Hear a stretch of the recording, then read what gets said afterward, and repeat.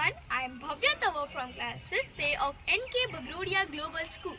I can make a change to build a resilient city and improve the air quality through terrace gardening and make my roof as the most green roof in the city using best out of waste such as plastic bottles to grow the plants. It is one of the effective ways to utilize urban spaces and spread greenery.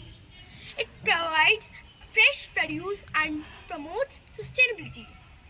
It not only gives me a healthy environment, but it can also generate employment for those who are living in some areas as they can use plastic bottles to sell the plants.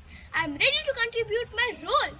Let's unite together, save our Mother Earth, and join our hands to bring a change. Thank you.